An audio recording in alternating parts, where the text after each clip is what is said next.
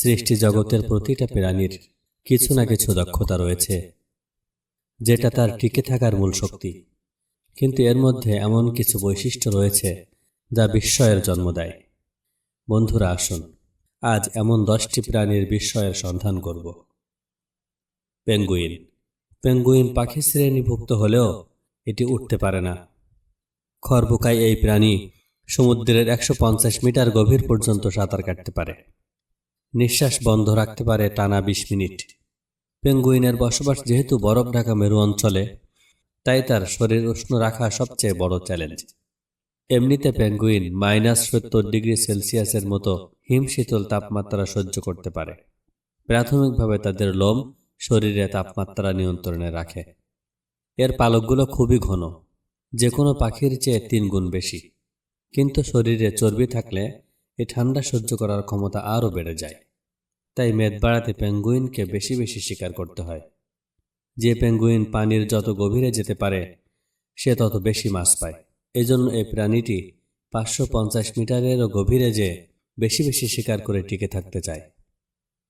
ভালুকরা প্রতি বছরের একটি লম্বা সময় শীত ও নিদ্রায় থাকে। এ সময় তারা কোনো শিকার করে না, খায় না, তেমন চলাফেরাও করে না। অথচ বছরের বাকি সময় দিনের 20 ঘন্টায় তারা কাঁটায় শিকার করে, মাত্র 4 ঘন্টা বিশ্রাম করে। এ শিকার করার বড় কারণ হল শীত ও নিদ্রায় ভালুকের বেঁচে থাকতে প্রচুর ক্যালোরি সঞ্চয় থাকা প্রয়োজন। তাই বাকি সময় ভালুক প্রতিদিন 1 লাখ ক্যালোরি পর্যন্ত খেয়ে থাকে, যা 1282টি ডিমের ক্যালোরির সমান। এ খাবার জোগাড় করতে দীর্ঘ পথ পাড়ি দেয় ভালুক।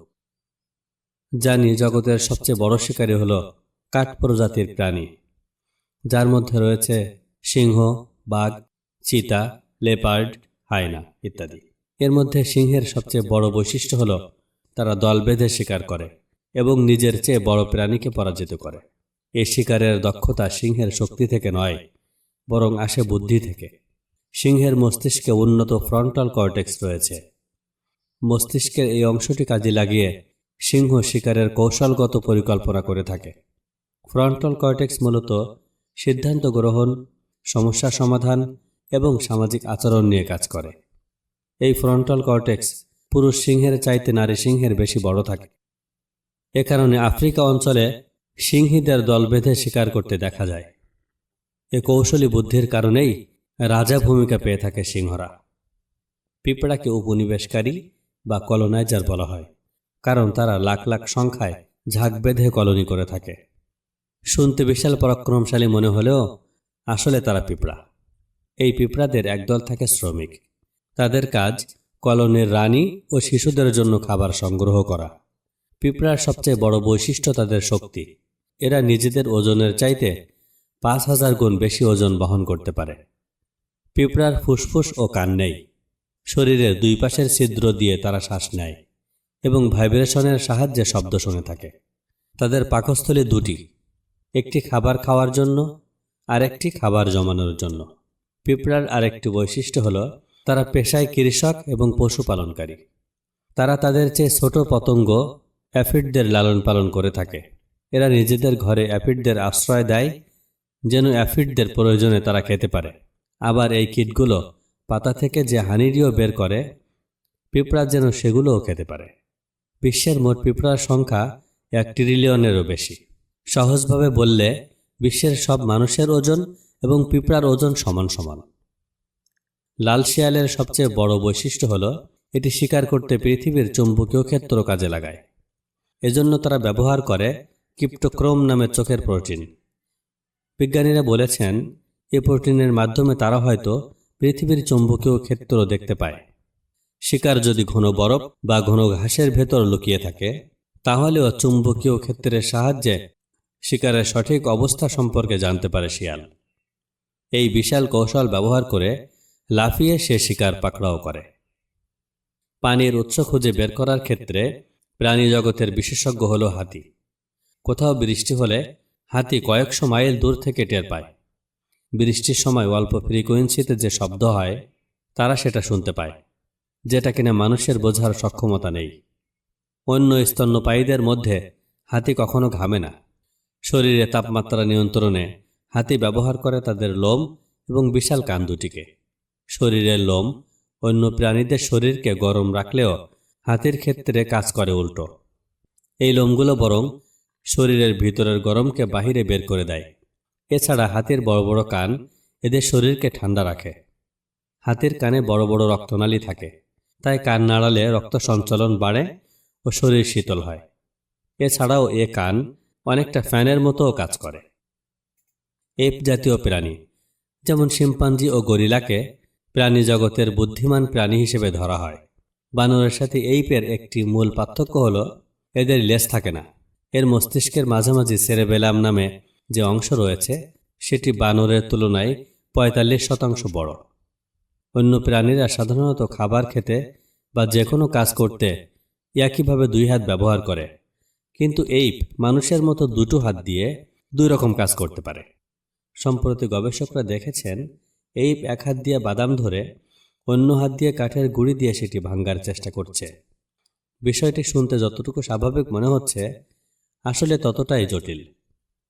এই যে আমরা 1 হাতে বোতল ধরে আর 1 হাতে তার ঢাকনা খুলছি, 1 হাতে পেরেক ধরে সেটি অন্য হাতে হাতুড়ি দিয়ে বিঁধে দিচ্ছি, এ ধরনের কাজ করতে অনেক শক্তিশালী মস্তিষ্কের প্রয়োজন, যেটি এইপের আছে। পৃথিবীর সবচেয়ে বেশি চোয়ালের জোর আছে যে প্রাণীর, সেটি হচ্ছে কুমির।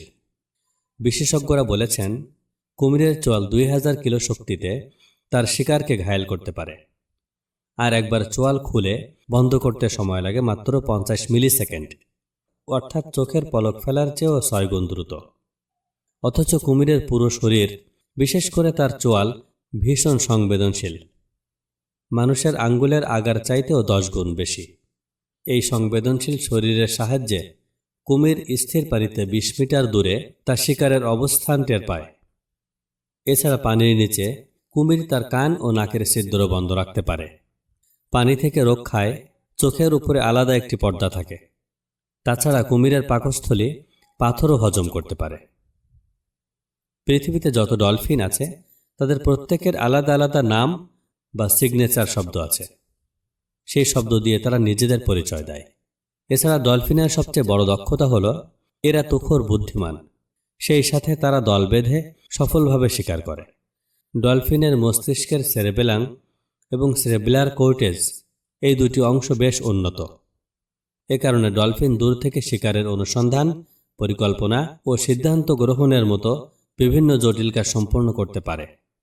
ডলফিন মাছ ধরে ধরে শিকার করে না, বরং তারা এক ঝাঁক মাছকে ফাঁদে ফেলে।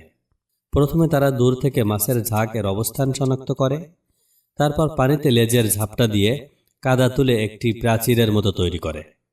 এতে মাছের ঝাঁক কাদার ঘোলা পানি দেখে বিভ্রান্ত হয়ে আটকা পড়ে লাফাতে থাকে, আর ডলফিন তখনই একের পর এক মাছ খেতে থাকে। শিকারী পাখিদের নখযুক্ত এই পাকে বলা হয় ট্যালন। পাখিরা তাদের শিকারের প্রায় 80% কাজ এই ট্যালন এর সাহায্যে করে থাকে। শিকার ধরার সময় নখগুলো অনেক সময় মাছ ধরার বড়শির মতো কাজ করে। ট্যালনের নিচে থাকা প্রেসার, সেন্সিটিভ প্যাড এবং স্কাইপ পিচ্ছিল শিকারকেও শক্তভাবে আঁকড়ে ধরতে পারে, এবং একবার ট্যানলের শিকার বিঁধলে একদম লক হয়ে যায়। এত দূর থেকে শিকার শনাক্ত করতে তারা কাজে লাগায় তীক্ষ্ণ দৃষ্টিশক্তি। সেখানে পাখিরা একই সময় 3টি ভিন্ন ক্ষেত্র ফোকাস করতে পারে। সেই সাথে শক্তি যোগায় তাদের গতি।